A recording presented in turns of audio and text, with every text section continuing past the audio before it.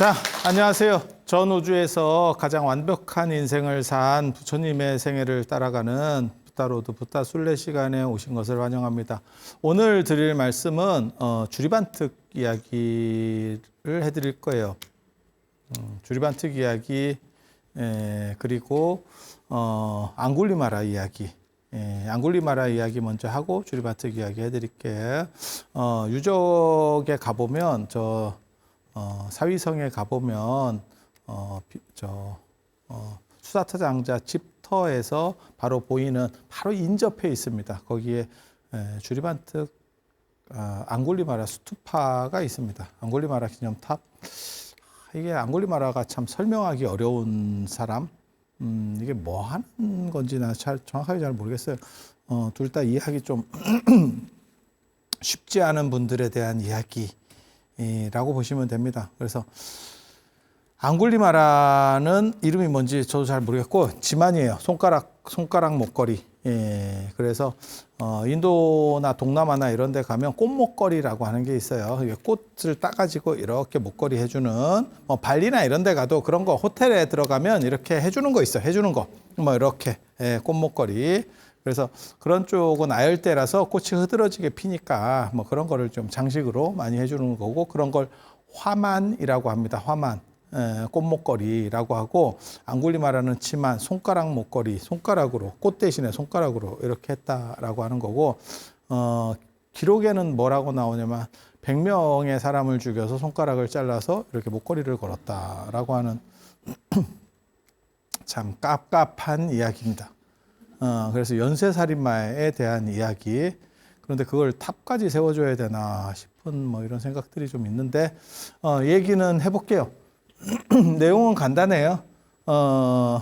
앙굴리마라라고 하는 조금 성실한 그리고 좀 잘생긴 수행자가 있었어요. 그러니까 불교는 아니고 그래서 스승이 있었는데 그 스승에게 젊은 부인이 있대. 스승이 있고 이게 그러니까는 종교에는 두 가지 종교가 있어서 그래요. 하나는 독신 종교가 있고 하나는 이제 결혼하는 종교가 있고, 유교, 개신교는 결혼하는 종교, 천주교, 불교는 독신 종교. 이해가 되시죠? 네. 그래서 이게 결혼하는 종교의 가장 큰 문제는 자식과 제자를 균등하게 둘 수 있느냐. 이게 이제 문제예요. 불교 안에도 사실은 그게 있어요. 그러니까 조계종은 결혼을 안 하지만 다른 종단들은 대부분의 조계종을 제외한 다른 종단들은 결혼을 합니다. 그랬을 때 이제 어떻게 할 거냐 라고 하는 문제가 벌어지죠. 그러니까 내가 절을 계속했어. 그런데 내 자식은 출가를 안 했고 내 제자는 출가한 제자가 있는 거예요. 제자니까. 자, 그랬을 때 이게 누구한테 넘어갈 거냐. 가만히 놔뒀다가 자기가 죽으면 어떤 일이 벌어집니까? 자식 상속입니다. 법상 자식 상속입니다. 그리고 만약에 예를 들어서 수제자하고 내 아들하고 싸웠어. 자, 누구를 편들 거냐? 누가 정의롭냐? 이제 결혼해서 있으면 부인이 있잖아. 그리고 제자가 있는 거고, 이 제자가 지금 앙굴리마라가 되는 거고요. 그런데 이 스승이 이게 가족이 있으면 사실 상당히 어려워요. 이 관계들이 진짜 어려워. 그냥 생각을 해봐. 그게 지금 개신교에서도 나타나는 문제거든요. 내가 교회를 하나 새롭게 크게 만들었는데 나를 도와준 그런 목사들이 있는 거야. 그런데 물려줄 때는 아들에게 물려주더라. 전혀 동떨어진. 그리고 그 과정에서 이 사람들이 이제 불만을 나타내니까 그러면 너도 하나 좀 뛰어가서 너 나가서 딴 거 살아라. 이렇게 하다더라. 이런 이야기들이 다 계속 있죠. 그리고 그거는 이제 불교도 마찬가지예요. 대처성 종단들의 큰 문제들이 사실은 이런 부분들이 존재하고 있습니다. 자, 유교에서도 비슷하죠. 제자하고 아들하고, 자, 어때? 어디에 더 무게 비중이 더 커질까?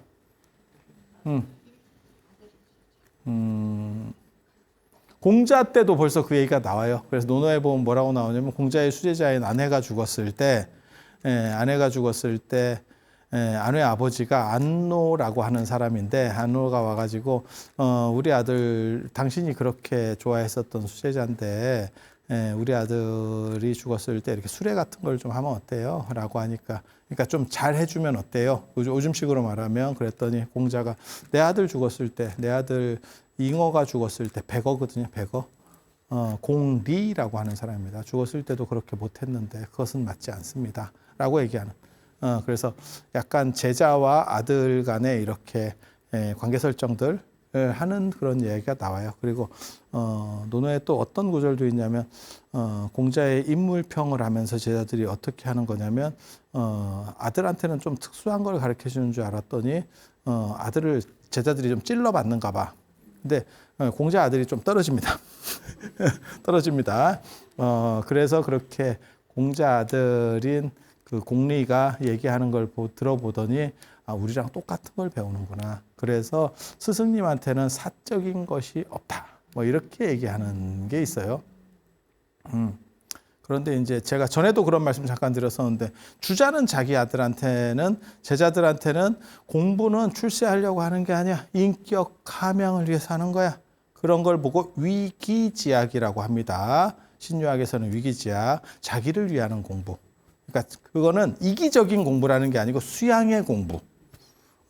그래 놓고 자기 아들한테는 과거 시험 공부시킵니다.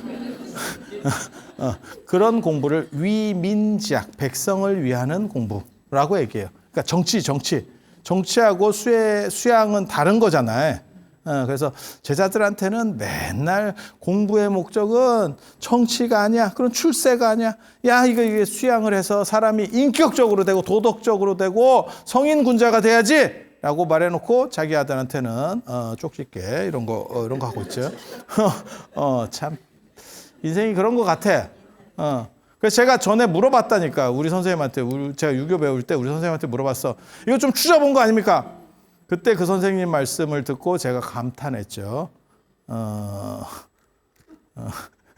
인간은 원래 그런 거라고. 그러면서 뭐라고 얘기하냐면 주자가 얼마나 인간적이냐. 이래서 선생님인 거다. 그렇게 평등해서 그렇게 하는 거는 인간적이지 않아. 인간적인 면이 있잖아. 내가 보기엔 내로남불 같은데 인간적인 건가요, 이게? 보통 사람은 그렇게 할지 몰라도 그래도 어느 정도 되는 사람들은 멸사봉공하려고 하는 사적인 거를 줄이고 없애고 공적인 걸로 균등하게 하려는 생각이 있어야지라고 할 수 있는 그런 생각을 했는데 우리 선생님은 콩깍지가 막 유교하시는 분이니까 콩깍지가 막 바짝 끼어가지고 그래서 선생님 우리 주자는 인간적인 분이다. 이래서 대단한 분이다. 그럼 평등했으면 그 봐라 그래서 대단한 거다. 나 그래서 종교구나 이런 생각을 해. 이래서 유교도 종교구나. 이런 생각. 그래서 여기에 앙굴리마라가 있는 거고 이 스승이 능력자입니다. 이게 이제 문제인 거야. 스승이 보통 능력자가 아니야. 그래서 젊은 여자를 데리고 살았죠. 또 이게 또 능력자입니다. 젊은 여자를 데리고 살았는데 이제 사모님 입장에서는 영감이 안 보이고 제자가 보이더라. 야, 이게 무슨 사랑과 전쟁 막장입니다. 그래서 이쪽에서 이렇게 접근을 이렇게 하죠. 그래서 어떻게 좀 잘해보자고 했는데 앙굴리마라가 또 유교 교육을 또 잘 받은 사람이라서 제가 그렇게 할 수 없습니다. 이렇게 또 면박을 어떻게 그러실 수 있습니까? 이래 가지고 사건이 벌어지는 거예요. 그러니까 이제 이 여자 입장에서 난리가 났지. 야, 얘가 불면 이거 큰일이다라고 생각을 해서 먼저 불죠. 얘가 어떻게 나를 하려고 했다. 라고 하는 먼저 터뜨리고 본다. 그리고 저 부인에게는 엄청난 무기가 있었죠. 베개밑송사라고 하는. 그래서 이제 울고 짜고 하면서 이렇게 살살살 하니까 또 이제 젊은 여자를 좋아하는 스승이 또 홀라당 넘어가가지고 아니 이놈이 이러면서 이제 사건이 터지는 거예요. 그래서 깨달음을 얻을 수 있는 비법이 있는데 이 비법 이 세상에 없습니다. 비법이라는 건 없고 조금씩 노력하면서 바뀌어가는 거지. 비법이라는 거 없어. 하루아침에 한 방에 가는 건 없어. 이 세상에. 그래서 비법이라고 하는 게 있는데 어떻게 하면 깨달을 수 있느냐? 사람 100명을 죽여서 그 손가락으로 목걸이를 만들면 그러면 이게 뭔 소린가 나 잘 모르겠어. 그거를 믿었다는 것 자체도 이게 무슨 뭔지를 모르겠어. 그리고 100명이라고 나오는데 제가 보기에는 한 10명 정도 죽인 것 같아요. 100명 죽이기 전에 끝납니다. 그렇게까지 많이 죽일 수가 없어요. 지금 현대사회도 마찬가지고 100명을 죽인다는 건 말 같지도 않은 소리고요. 손가락을 하나씩 자르려고 하지 말고 이거를 다 잘라서 하면 10명으로도 충분히 돌아갑니다. 10명으로도 충분히 돌아갑니다. 100명은 이제 약간 과장된 거고 왜냐하면 이 정도가 들어가면 그 전에 벌써 쉽게 말해서 국가 권력에 의해서 이게 제재가 된다고. 우리 식으로 말하면 연쇄살인마가 뭐 서너 명 죽일 때까지 우리가 인지를 못할 수 있어도 50명, 70명을 죽였는데 전혀 인지를 못하고 있어요. 이 동네 가면 자꾸 사람이 사라져요. 자꾸 사람이 신선이 되는 것 같아요. 야, 그러면 인지를 한단 말이야. 조선시대 이런 데 다 인지해. 저 정도 죽으면. 그래서 한 10명 정도로 저는 생각하고 이게 이제 뻥튀기로 한 100명 된 것 같다라고 생각을 하는데 좀 더 극적인 뭐 이걸 하려고 MSG를 친 거야. 옛날에도 이거 많이 친다고. 그렇게 해서 마지막 한 명이 남았는데 스토리는 그렇게 가요. 마지막 한 명이 남았는데 애가 자꾸 사람을 죽인다는 말을 듣고 어머니가 내 아들이 맞는지 확인하러 오고 있더래. 내 아들이 그럴 애가 아닌데 왜 그래? 라고 하면서 그걸 이제 확인하러 온다는 거예요. 그러니까 확인하러 오는 상황 속에서 앙골리마라는 사람들을 자꾸 죽이니까 그쪽으로 사람이 안 와. 그쪽에 가면 자꾸 죽는다는데? 그러니까 우리 식으로 말하면 약간 그쪽 길로 가면 호랑이 나온다? 뭐 이런 설정이지. 그러니까 한두 명 죽을 때는 뭐 그런가 보다 하는데 몇 명 이상 죽으니까 이제 더 이상 안 와. 그러니까 대상이 없는데 그 어머니가 설마 내 아들이 그러겠어? 라고 하면서 확인차 오는 걸 보고 앙골리마라가 눈이 돌아가지고 어머니를 죽이고 손가락을 채우려고 했었다. 라고 하는 설정이 들어가는 거고 그때 부처님이 신통으로 그 상황을 아시고 엄마보다 한 발 앞서가더라. 앞서서 앙골리마라 쪽으로 가더라. 그러니까 앙골리마라가 자기도 눈이 돌아서 어머니를 죽이려고 했지만 자기 어머니인 거를 알고 해야 되나 말아야 되나 그래도 나는 깨달음을 얻어야지. 이게 인도식 사고예요. 개인주의적 사고거든. 그러니까 이 세상은 꿈과 같고 허상과 같고 매트릭스 같은 거니까 그것으로부터 깨어나는 것이 정당성을 가지는 거지 이 안에서의 윤리 도덕이라고 하는 것은 필연성이 없어 라고 생각하는 거예요. 그러니까 꿈인데 어머니를 죽여서라도 깰 수 있으면 되는 거지 어머니가 정당성이 존재하는 것은 아니야. 이게 인도식 사고입니다. 인도식 사고입니다. 그러니까 그것이 옳다가 아니고 그들은 그렇게 생각했다. 그래서 그렇게 이야기는 전개가 되고 거기서 자기도 심한 부담을 느끼고 있었대. 그리고 불교에는 오역죄라 그래서 이 오역죄는 훨씬 뒤에 나와요. 그런데 그 오역죄가 5가지 죄인데 부처님 72세 이후에 나오는 룰입니다. 거기서는 살모, 어머니를 죽이는 거, 아버지를 죽이는 거, 그 다음에 아라한을 죽이는 거,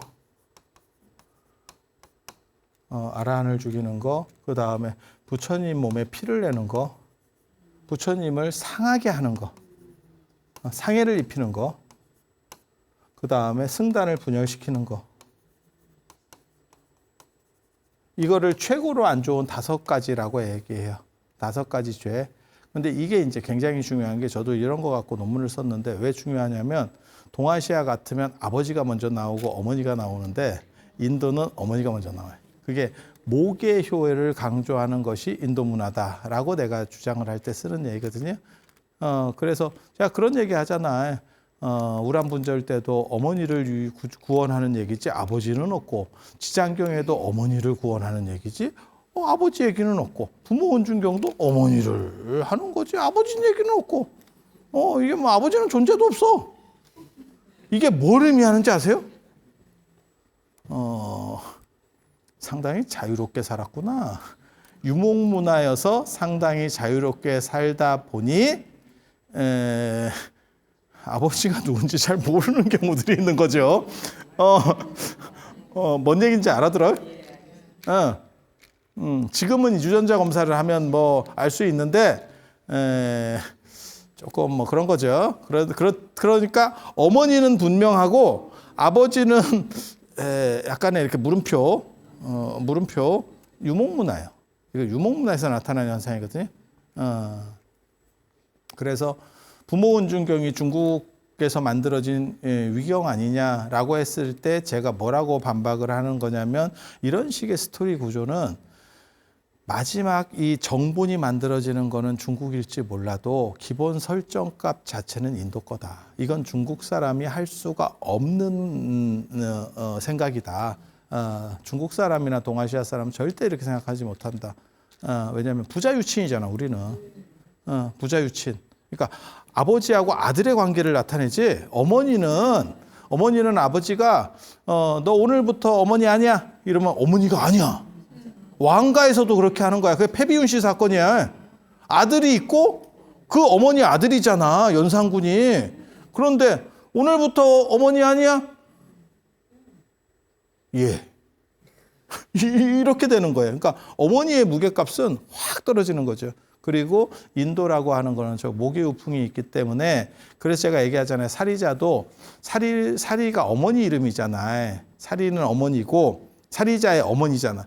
사리라는 여성의 아들, 부르나 니다라니자, 그러면 부르나 니다라니의 아들, 이런 뜻이에요. 그러니까 이게 모계우풍들이거든. 모계우풍이 많이 남아있다라고 하는 것은 유목문화고, 그 다음에 조금 자유롭게 이 어른들이 사셨구나. 그래서 아버지를 특정하기 어려움. 그래서 효의 주체가 어머니 중심으로 그렇게 가는 구조예요. 그래서 이 오역제에서도 이게 보이는 거야. 어머니를 죽이는 게 아버지를 죽이는 것보다, 이건 둘 다 뭐 폐륜 중에서도 존속살해 폐륜이 법적으로도 가장 높은 거예요. 가장 높은 거예요. 그런데 여기서도 이게 아버지보다는, 이게 언어의 선행 구조라고 하는 건데, 우리는 부모라고 하잖아. 부가 먼저 나오지 모가 먼저 모부라고 하는 경우는 없어요. 여기는 어머니가 먼저 나온다고. 그래서 참 이게 재밌지. 그래서 이게 어떻게 보면 인도의 기본 세팅 값 중에 하나입니다. 아주 중요한. 어머니를 살해한다라고 하는 것은 참 안 되는 일이에요. 그리고 그거는 관무량 수경 같은 데서도 뭐가 나오냐면, 아버지 아사세 왕이 아버지 빈비사랑을 유폐시켜 결국 죽여요. 이제 경전에는 뭐 자살했다는 둥 뭐 오만 소리가 나오지만 죽인 거예요. 그거 감옥에 유폐시켜서 결국 굶어 죽은 걸로. 제가 그런 걸로 이제 논문을 또 쓰거든요. 우리는 그런 거 되게 재밌어 한다. 이 사건은 도대체 어떻게 됐는가?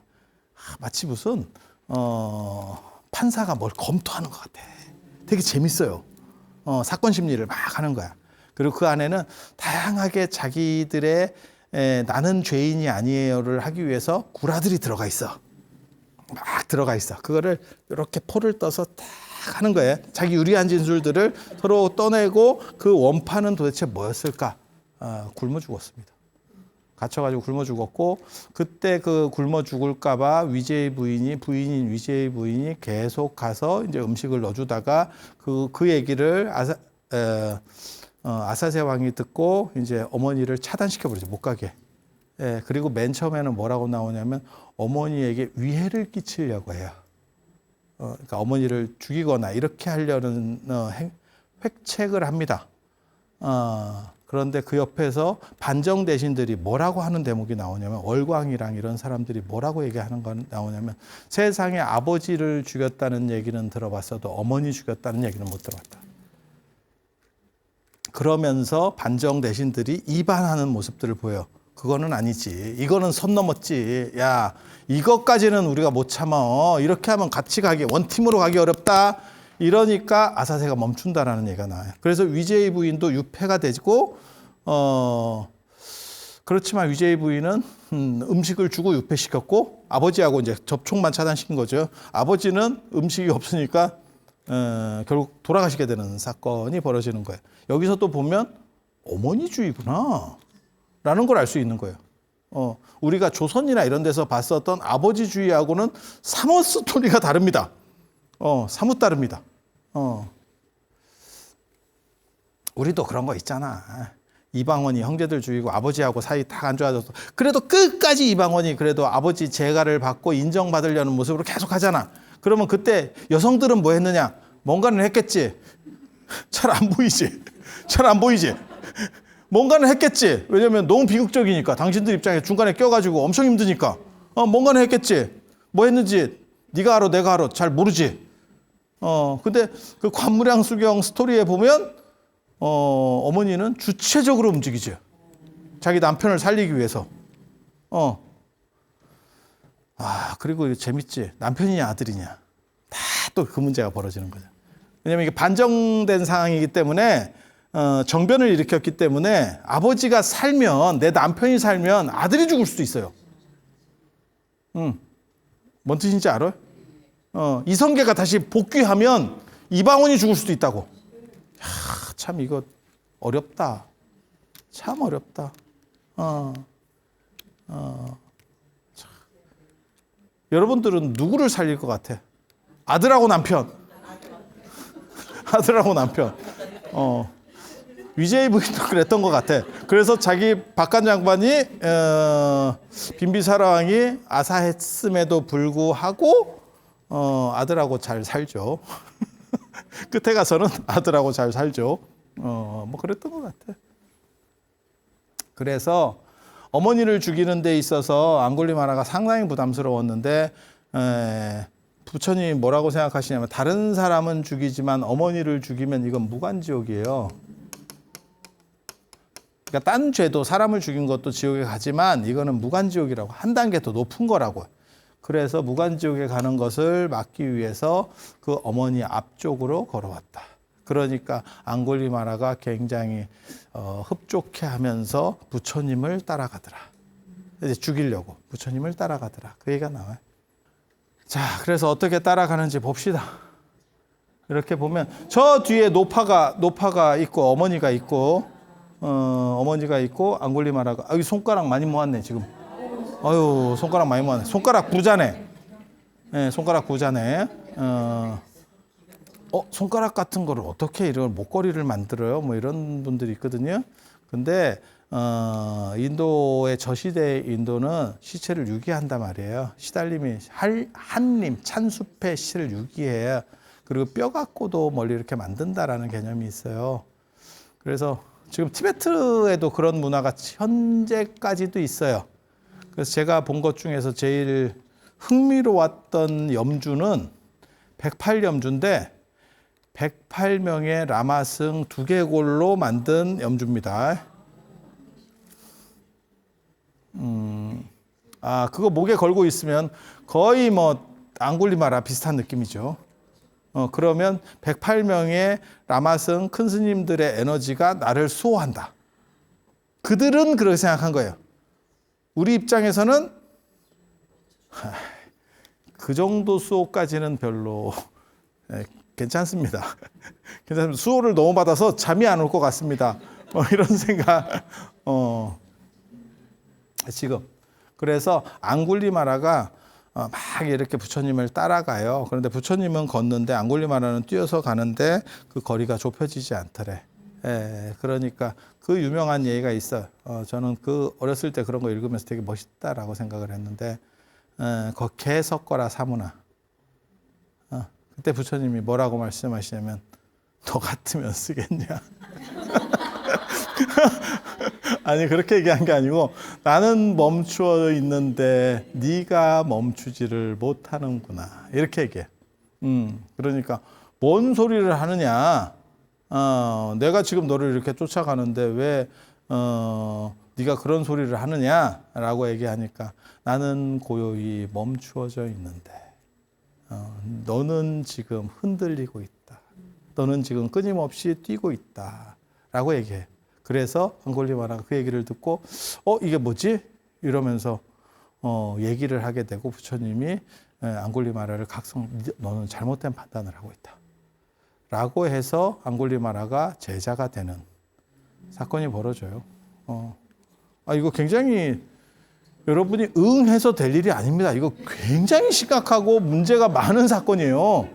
내가 만약에 저 당시에 부처님 제자였으면 앙골리마라는 받으면 안 됩니다를 했을 사람이야. 지금도 있어. 지금도 여러분은 어떻게 생각하시는지 모르겠는데 범죄자는 출가를 못하게 돼 있어요. 출가할 때 그걸 다 끊어서 넣도록 돼 있어요. 그러니까 결혼한 것도 가족관계증명서 이런 거 다 끊어 넣도록 돼 있어요. 그러니까 결혼은 했어도 돼. 하지만 지금 있으면 안 되는 거야. 그리고 아마 미국이나 유럽에서는 이렇게 헤어져도 사실은 좀 더 깔끔할 거예요. 근데 우리나라는 그 죽는다 하면 뭐 먹고 살기 힘들어서 지금 뭐 어쩌다는 둥 뭐 원래 사업하다가 망했다는 둥 이러면 진짜 끌려갈 걸? 개미 지옥같이 딸려갈 걸? 그러지 않을까? 그것도 내가 뭔가를 많이 해놓고 와서 출가를 했으면 그나마 다행인데 내가 제대로 못 해놓은 상황에서 출가를 했으면 또 죄의식도 있을 수도 있고 내가 좀 잘해줬으면 그렇지 않을까? 그런 사건들이 있는 거예요. 여기 똑같아요.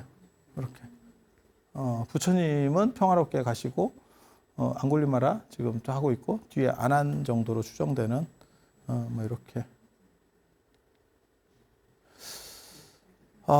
이게 앙골리마라 스투파예요. 앙골리마라 스투파, 앙골리마라를 기념하는. 그런데 이게 왜 앙골리마라의 출가가 문제가 되냐면 연쇄살인마잖아. 연쇄살인마를 출가시켰을 때, 그러니까 지금 현재 불교 승단에서는 조계종에서는 그래요. 범죄자는 출가할 수 없어요. 범죄자는 출가할 수 없어요. 그리고 개인적으로는 출가 후에 범죄가 형성된 사람도 속퇴시켜야 된다라고 생각하는 사람입니다. 정상 참작이 되는 경우도 있고 정상 참작이 안 되는 경우도 있어요. 정상 참작이 되는 경우는 뭐가 있냐면 교통사고 이런 거. 그런 거는 악의적인 건 아니잖아. 뭐 과속 때문에 그랬어요. 이런 경우도 있지만 그렇다고 그렇게까지 악의적이지 않잖아. 그런데 약간 문제가 있는 경우들도 있어. 내가 보기엔 뭐 폭력이라든지 사기라든지 이러면 좀 문제가 있는 거예요. 그거는. 그리고 사기도 두 종류가 있다. 미필적 사기가 있고 사기가 있어. 미필적 사기는 뭔지 아세요? 예를 들면 그런 거예요. 그러니까 진짜 내가 편취하려고 한 거는 아니고 내가 지금 절을 짓는데 한 고비만 넘어가면 될 것 같아. 그래서 신도들한테 돈도 꾸고 해가지고 했어. 그런데 갑자기 코로나 같은 게 왔네. 그래서 자재비가 막 2배로 뛰고 이래가지고 경매로 날라갔어요. 그러면 이 사람들에게 내가 꾸을 때는 한 2년만 내가 이렇게 해서 처리해서 돌릴게요. 라고 했으나 사기입니다. 그쪽에서 걸면 사기입니다. 그런 거는 그나마 정상 참작이 될 수 있는 사기.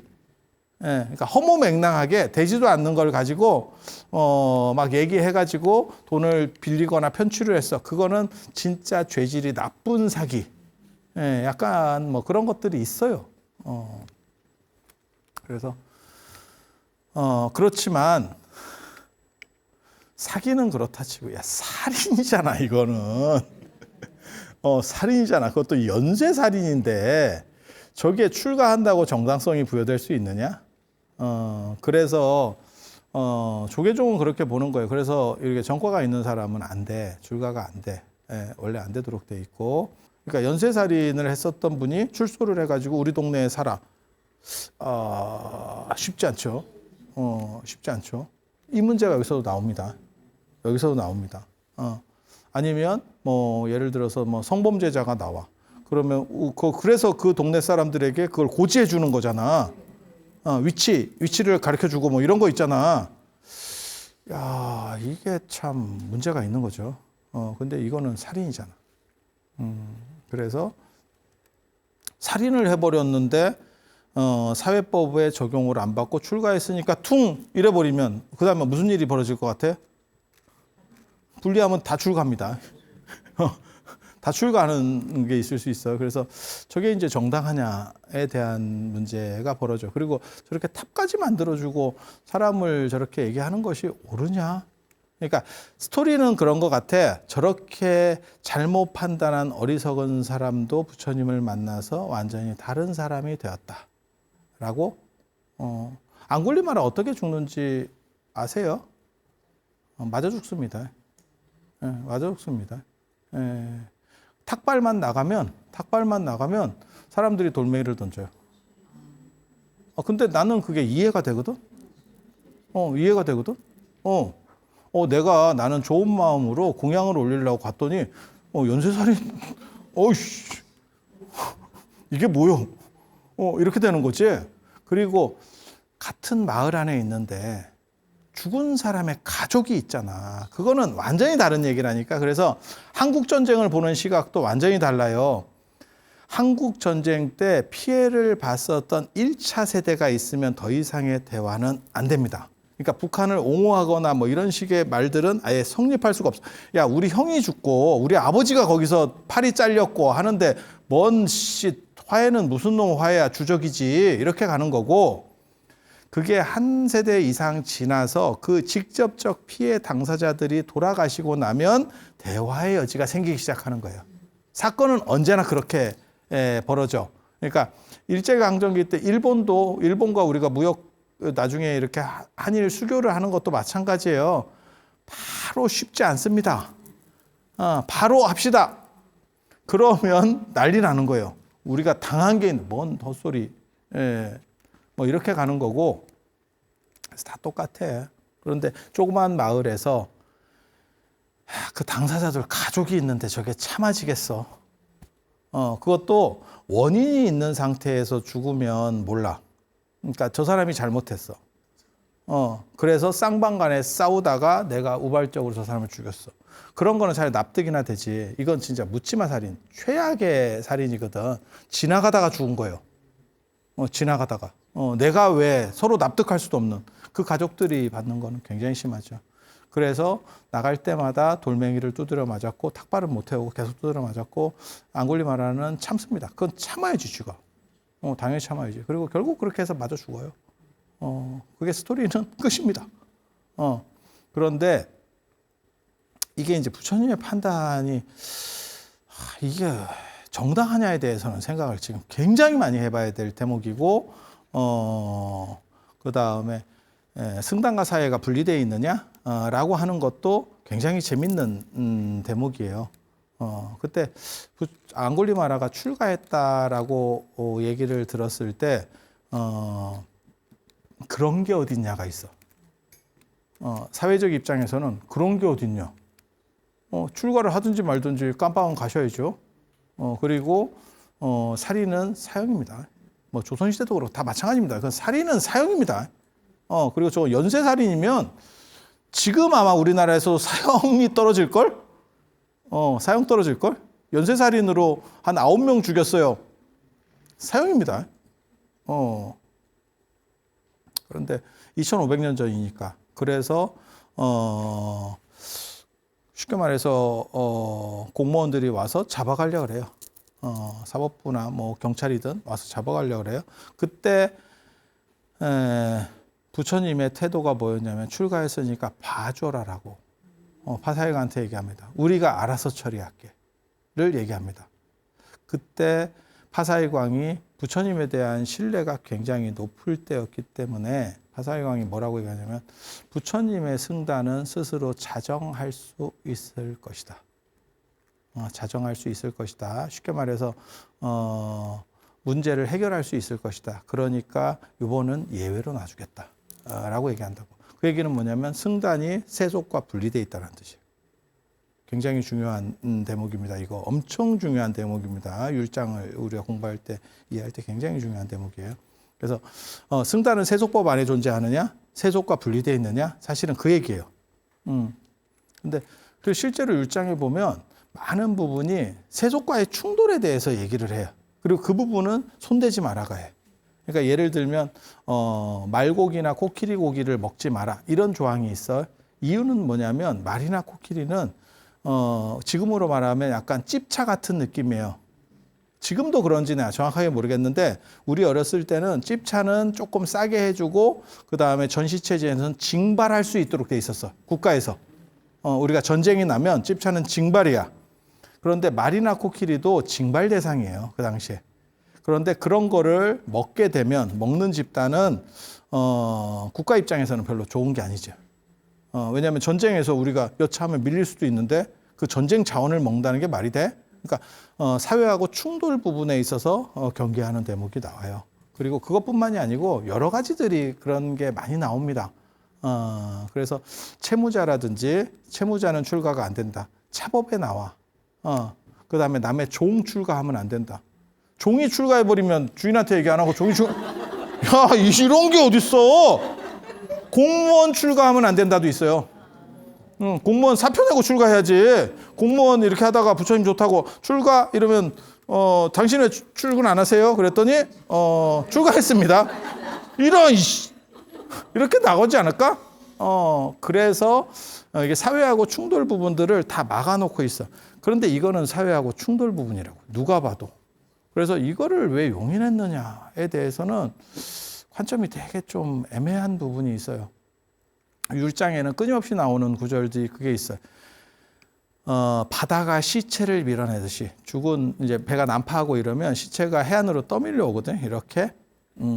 그래서 바다가 죽은 시체 부정한 것을 밀어내듯이 승단의 자정 능력으로 문제 있는 사람들은 승단 밖으로 밀어낸다. 승단 밖으로 밀어내면 잡아가라는 뜻이에요.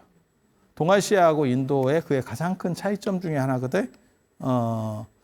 인도 같은 경우는 승단의 자치권을 주장했고 동아시아는 왕법 안에 승단이 있는 거예요. 그러니까 계율은 작동하기가 어려운 게 동아시아에서 계율이 작동하지 않은 이유는 두 가지입니다. 하나는 문화나 안 그러면 기후 환경이 달라서 거기 방식을 동아시아에서 그대로 쓸 수가 없어. 쓸 수가 없어. 막말로 여기서 맨발로 댕길 거야? 속옷 안 입고 그냥 하나로 입으면 다 어는데 속이? 비구 스님들 속옷 안 입었어요. 속옷 없어. 덥기 때문에 없는 거예요. 정확하게 말하면. 덥고 천은 비쌌어. 그러니까 안 입어. 그래서 제가 전에도 얘기했었는데 비구는 나무 위에 올라가면 안 된다라는 계율이 있는 거예요. 나무 위에 야, 노팬티인데 치마 입고 나무 위에 올라가 봐. 그러면 뭐 이렇게 이해가 되시죠? 그리고 앉아서 싸라라고 하는 것도 사실은 그 치마 문화 때문에 나타나는 거거든. 그래서 그런 식 룰들이 다 있어요. 그래서 이렇게 안 좋은 것들을 다 밀어낸다. 그리고 승단의 자율권을 보장받기 위해서 많은 노력들을 해. 그게 율장에서 계속 보이는 거예요. 왜냐하면 사회법이 개입할 수 있는 여지를 줄이는 게 승단의 자치권을 유지하는 데 있어서 굉장히 중요했기 때문에. 그리고 그런데 결국은 무너졌던 것 같아요. 대규모 사원이 만들어지면 결국은 왕권 안으로 들어가요. 그렇지만 계속 이게 긴장 관계를 유지하고 있었어. 근데 동아시아는 왕법 안에 그냥 승단의 율이 있어. 그러니까 지금도 마찬가지예요. 조계종에 종원종법이 있고 뭐 계율이 있고 다 필요 없어요. 맨 마지막에 가면 사회법으로 서로 싸우는 거예요. 사회법으로 그것이 타당하냐 안 하냐, 복권시키느냐 마느냐. 그렇게 걸려요. 최종적으로 가면 진짜 끝까지 가게 되면. 그래서 동아시아에서 율이 작동하지 못했던 이유를 우리가 쓴 사람은 기후환경적인 측면 플러스 왕법이 율을 포함하고 있는 거예요. 율보다 더 강력한 왕법이라고 하는 게 있는 거지. 그래서 인도는 이것을 분리시키려고 하는 그런 요소들이 있었고, 그래서 그런데도 불구하고 앙굴리마라를 출가시킨 거는 부처님이 뭔 생각인지 정확히 잘 모르겠어요. 그런데 이게 스토리상으로는 굉장한 포교 효과를 줬던 것 같아. 그러니까 여러분들도 앙굴리마라에 대한 얘기는 다 한 번씩 들어본 거야. 그래서 연쇄살인마가 부처님을 만나서 결국 깨달음을 얻어 출가했다더라. 하지만 여기에서 윤리적 맹점은 뭐냐면 거기에서 이 기록에 나오는 것처럼 99명을 죽였는지 저처럼 9명을 죽였다고 판단하는지 그 죽은 사람들은 어떻게 되냐고. 그 사람들은 어쩌라고. 그 사람들은 누가 보상해 줄 거야. 그래서 그 문제들이 또 벌어지는 게 앙굴리마라 사건이에요. 그래서 이게 이제 사위성이 약간 보수적이기도 한 땅이고 뭔가 좀 복잡한 땅이에요. 왕사성하고는 분위기가 완전히 달라. 왕사성에서 부처님이 깃발을 한번 들면 쫙 이렇게 들불 퍼져나가듯이 퍼져나가는데 사위성은 뭐만 하면 계속 충돌이에요. 계속 충돌이에요. 그래서 또 뭐가 있냐면 출가했을 때 그 사람의 새로운 정당성을 가지느냐. 이거는 이제 법명을 쓰는 문제하고도 관련이 있을 것 같다라는 생각을 하거든요. 인도는 법명이 없어요. 사리부리면 사리부린 거지. 무슨 사리부리 출가했다고 뭐 법명이 어딨어. 그런데 앙굴리마라 사건과 관련해서 어떤 기록이 나오냐면 앙굴리마라가 탁발하러 갔는데 하필 산모가 있었대. 산모가 있을 수 있지.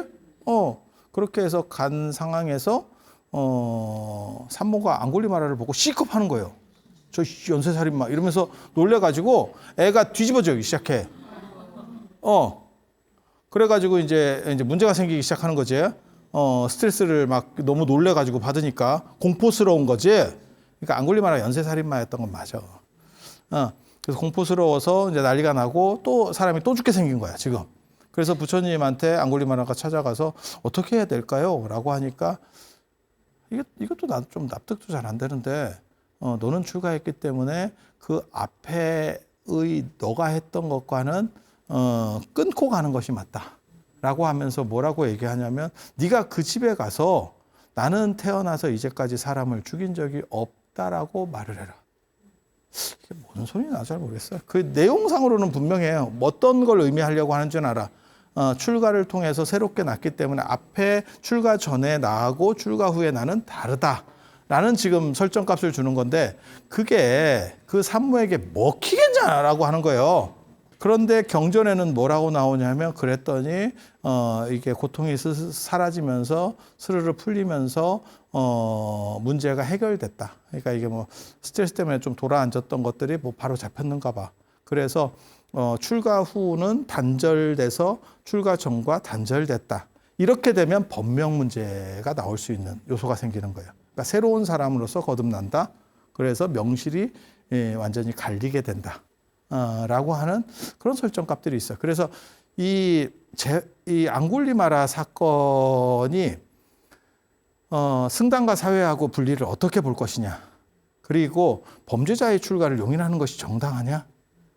그리고 출가했을 때 그 사람이 새로운 값을 얻는 게 그 이전의 것들을 다 상쇄시킬 수 있느냐? 사실 논점들이 굉장히 많아요. 그러니까 단순히 여러분들이 들었을 때는 특이한 사건, 신기한 사건 이 정도로만 생각한다면 사실은 논점들이 매우 많은 사건이에요.